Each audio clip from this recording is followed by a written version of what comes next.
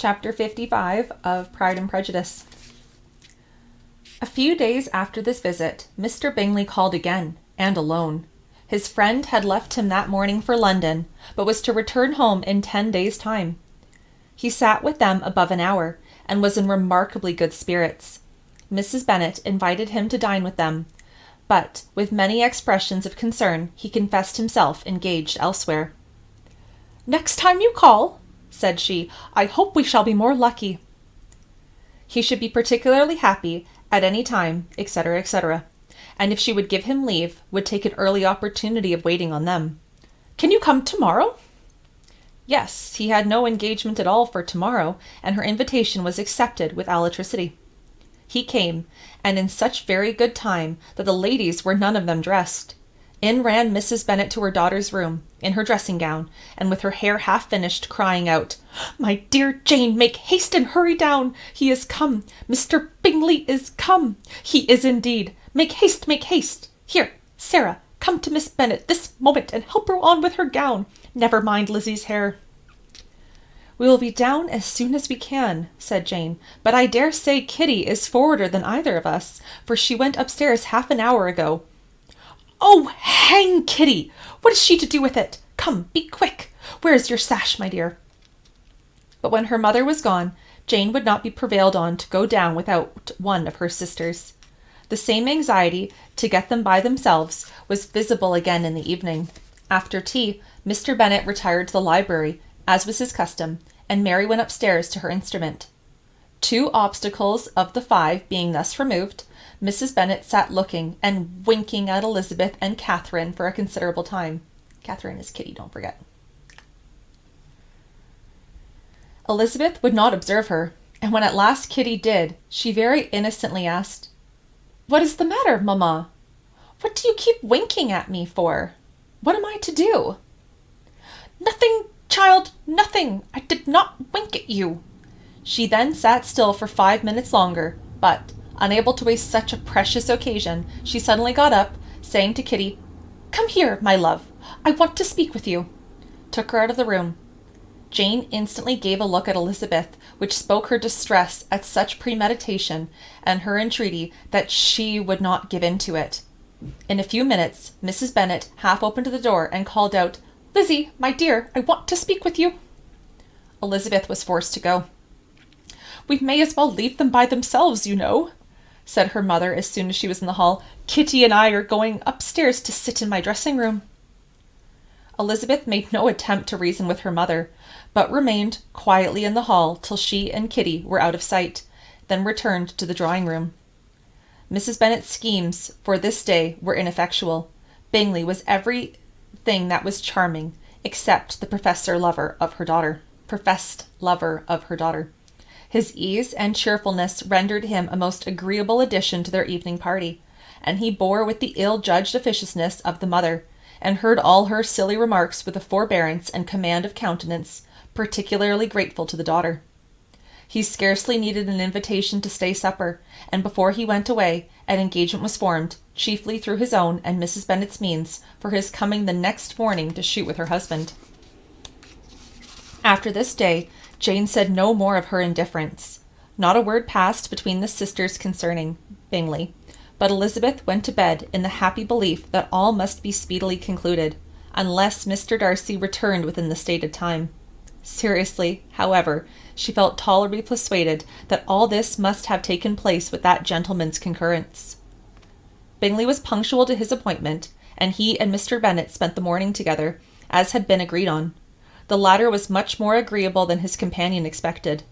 There was nothing of presumption or folly in Bingley that could provoke his ridicule, or disgust him into silence, and he was more communicative and less eccentric than the other had ever seen him.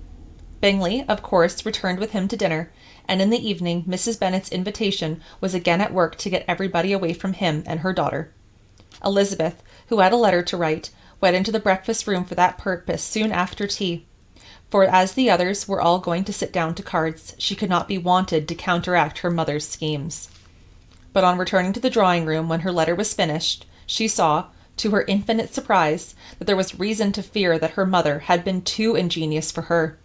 On opening the door, she perceived her sister and Bingley standing together over the hearth, as if engaged in earnest conversation, and had this led to no suspicion, the faces of both, as they hastily turned round and moved away from each other, would have told it all. Their situation was awkward enough, but hers, she thought, was still worse. Not a syllable was uttered by either, and Elizabeth was on the point of going away again, when Bingley, who, as well as the other had sat down, suddenly rose, and whispering a few words to her sister, ran out of the room. Jane could have no reserves from Elizabeth, where confidence would give pleasure, and instantly embracing her, acknowledged, with the liveliest emotion, that she was the happiest creature in the world. "'Tis too much," she added, "by far too much. I do not deserve it. Oh, why is not everybody as happy?" Elizabeth's congratulations were given with a sincerity, a warmth, a delight, which words could but poorly express. Every sentence of kindness was a fresh source of happiness to Jane, but she would not allow herself to stay with her sister, or say half that remained to be said for the present. "I must go instantly to my mother," she cried. "I would not on any account trifle with her affectionate solitude, or allow her to hear it from anyone but myself. He has gone to my father already. Oh, Lizzie, to know what I have to relate will give such pleasure to all my dear family. How shall I bear so much happiness?" She then hastened away to her mother, who had purposely broken up the card party and was sitting upstairs with Kitty. Elizabeth, who was left by herself, now smiled at the rapidity and ease with which an affair was finally settled, and had given them so many previous months of suspense and vexation. "And this," said she, "is the end of all his friend's anxious circumspection, of all his sister's falsehood and contrivance, the happiest, wisest, most reasonable end." In a few minutes she was joined by Bingley, whose conference with her father had been short and to the purpose. "Where's your sister?" he said hastily as he opened up the door. "With my mother, upstairs. She will be down in a moment, I dare say." He then shut the door, and coming up to her, claimed the good wishes and affections of a sister. Elizabeth honestly and heartily expressed her delight at the prospect of their relationship.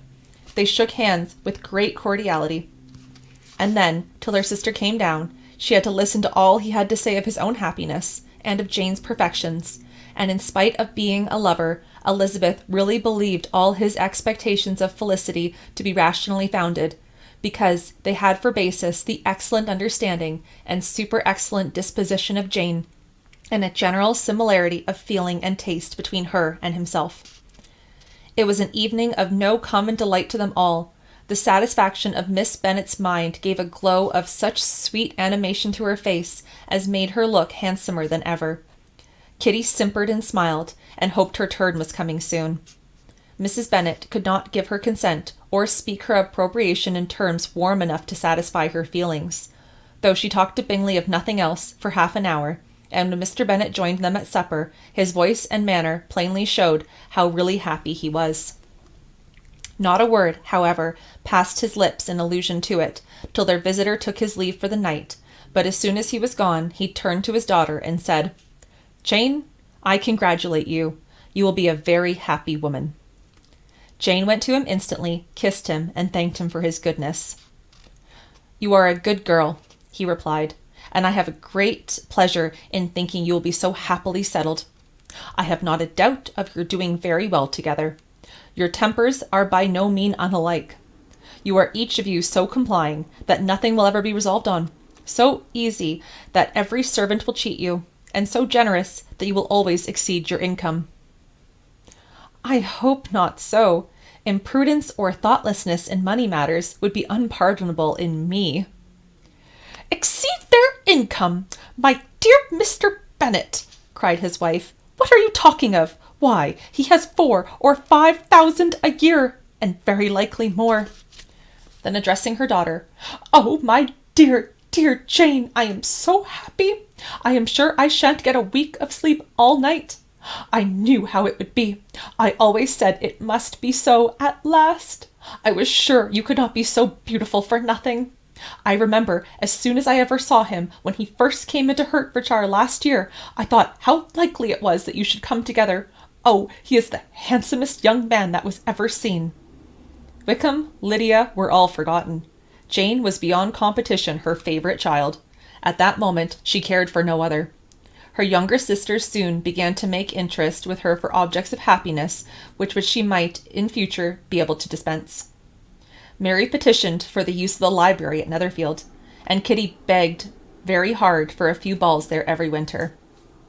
Bingley, from this time, was of course a daily visitor at Longbourn, coming frequently before breakfast, and always remaining till after supper, unless when some barbacious neighbour, who could not be enough detested, had given him an invitation to dinner, which he thought himself obliged to accept. Elizabeth had now but little time for conversation with her sister, for while he was present, Jane had no attention to bestow on anyone else. But she found herself considerably useful to both of them in those hours of separation that must sometimes occur. In the absence of Jane, he always attached himself to Elizabeth for the pleasure of talking to her, and when Bingley was gone, Jane constantly sought the same means of relief. "He has made me so happy," said she one evening, "by telling me that he was totally ignorant of my being in town last spring. I had not believed it possible." "I suspected as much," replied Elizabeth, "but how did he account for it?" "It must have been his sister's doing. They were certainly no friends to his acquaintance with me, which I cannot wonder at, since he might have chosen so much more advantageously in many respects. But when they see, as I trust they will, that their brother is happy with me, they will learn to be contented, and we shall be on good terms again, though we can never be what we once were to each other." "That is the most unforgiving speech," said Elizabeth, "that I ever heard you utter. Good girl, it would vex me, indeed, to see you again the dupe of Miss Bingley's pretended regard." "Would you believe it, Lizzie, that when he went to town last November, he really loved me, and nothing but a persuasion of my being indifferent would have prevented his coming down again? He made a little mistake, to be sure, but it is to the credit of his modesty." This naturally induced a panegyric from Jane on his diffidence, and the little value he put on his own good qualities. Elizabeth was pleased to find that he had not betrayed the interference of his friend, for, though Jane had the most generous and forgiving heart in the world, she knew it was a circumstance which must prejudice her against him. "I am certainly the most fortunate creature that ever existed," cried Jane. "Oh, Lizzie, why am I thus singled from my family and blessed above them all? If I could but see you as happy, if there were but such another man for you." "If you were to give me 40 such men, I never could be so happy as you. Till I have your disposition, your goodness, I can never have your happiness. No, no, let me shift for myself, and perhaps I shall have very good luck. I may meet with another Mr. Collins in time." The situation of affairs in the Longbourn family could not long be a secret. Mrs. Bennet was privileged to whisper it to Mrs. Phillips, and she ventured, without any permission, to do the same by all her neighbours in Meryton. The Bennets were speedily pronounced to be the luckiest family in the world, though only a few weeks before, when Lydia had first run away, they had been generally proved to be marked out for misfortune.